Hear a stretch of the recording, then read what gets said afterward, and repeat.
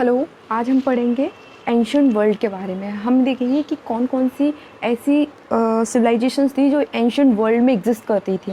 क्योंकि जो सभ्यताएं हैं, सभ्यताएं सिर्फ इतिहास नहीं बताती हैं, बल्कि ये हमारे समाज की नींव बताती हैं कि आज जो समाज हमारा है वो कैसे बना है।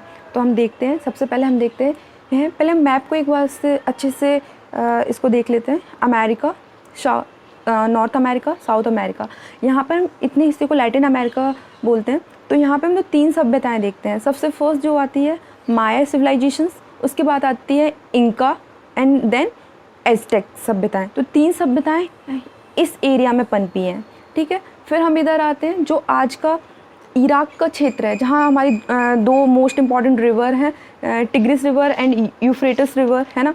जहाँ पर क्योंकि नदियों को सभ्यताओं की जननी कहा गया है, तो नदियाँ, हम कोई भी सभ्यता पढ़ेंगे वहाँ 100% एक रिवर होएगी, है ना।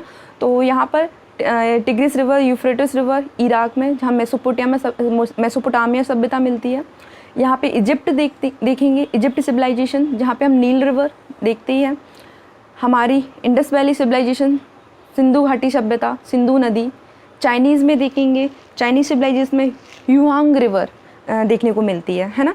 इनका टाइम पीरियड भी लगभग सभी ये कंटेम्प्रेरी हैं, समकालीन सभ्यताएं हैं, इसमें से रोमन और ग्रीक सभ्यताओं को छोड़कर, है ना। माया सभ्यता का टाइम पीरियड देखते हैं तो इनका क्या निकलता है, 2000 BC।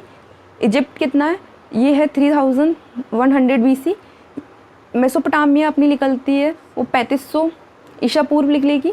यहाँ हमारा जो सिंधु घाटी सभ्यता है 2500-2600 ईसा पूर्व है। चाइनीज़ सभ्यता 2000 ईसा पूर्व के समथिंग है ना।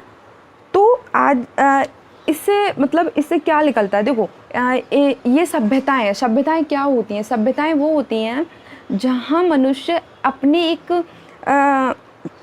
एक ऐसा स्टैंडर्ड प्राप्त कर लेता है कि उसकी फिर कॉपी होती है एक स्टैंडर्ड, लाइक जैसे फर्स्ट ऑफ ऑल मैं बताऊं, जैसे कि सिंधु घाटी सभ्यता है वो किसके लिए जानी जाती है। सिंधु घाटी सभ्यता अर्बन प्लानिंग के लिए जानी जाती है, ड्रेनेज सिस्टम के लिए जानी जाती है, प्लांट सिटीज़ के लिए जानी जाती है ना। तो वर्तमान में हम सिंधु घाटी सभ्यता से क्या सीख सकते हैं, जो सबसे अभी जैसे कि रेनी सीज़न है, बाढ़, नाले भरना, तो हमारा ड्रेनेज सिस्टम ख़राब है। उस टाइम में मतलब 2500 साल पहले हम देखते हैं कि यहाँ पर धौलावीरा जो फेमस सिटी थी सिंधु घाटी सभ्यता की, वहाँ पे एक बेहतर हमें ड्रेनेज सिस्टम देखने को मिलता है। प्लांट सिटीज़ जैसे हड़प्पा, मोहनजोदारो, है ना। और आज हमारे पास जो दिशा सूचक यंत्र बोलते हैं, कंपास बोलते हैं, वो हमें चाइनीज़ सभ्यता से देखने को मिलती है। सिल्क, जिसके हम कपड़े पहनते हैं, सिल्क प्रोडक्शन चाइनीज़ ने दिया है। कागज़, जिस पर हम लिखते हैं, कागज़ कैसे बना है, ये चाइनीज़ लोगों ने हमें बताया है ना। ग्रेट वॉल, जो तो एक अपने आप में अजूबा ही है, वो हमें चाइना में देखने को मिलती है ना। और आज जो हमारा एक सब्जेक्ट है फ़िलॉसफ़ी, देखो इंडियन कल्चर में तो फ़िलॉसफ़ी तो हमेशा से ही रही है ना। पर उसको एक सब्जेक्ट के तौर पर उसको बोल सकते हैं, तो अपने व्यवसाय के तौर पर अगर हमें देखने को मिलता है वो ग्रीक सभ्यता में मिलती है।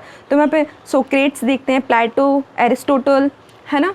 और मेन ओलंपिक्स गेम भी ग्रीक सभ्यता का ही देन है ना। और फिर हम स्क्रिप्ट राइटिंग देखते हैं। बोला जाता है कि मेसोपोटामिया की सभ्यता सबसे प्राचीन सभ्यता मानी जाती है। तो स्क्रिप्ट राइटिंग जो हमने जो कॉनिफॉर्म में थी, कॉनिफॉर्म मतलब नुकीली, ऐसे नुकीले टाइप में वो लिखते थे, कभी ऐसे पिरामिड्स बना के लिखते थे।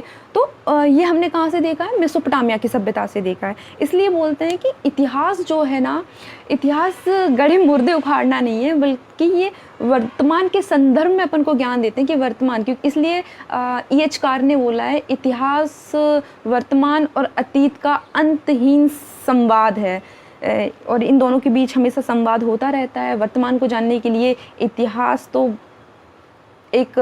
एक बहुत महत्वपूर्ण भूमिका निभाता है ना। तो ये एंशिएंट वर्ल्ड के बारे में जान लिया। अब आप लोगों का काम ये है कि आपको जो भी पर्टिकुलर टॉपिक समझना हो या इससे रिलेटेड जो भी मटेरियल हो, मैं आपको सेंड कर दूँगी। Okay, bye.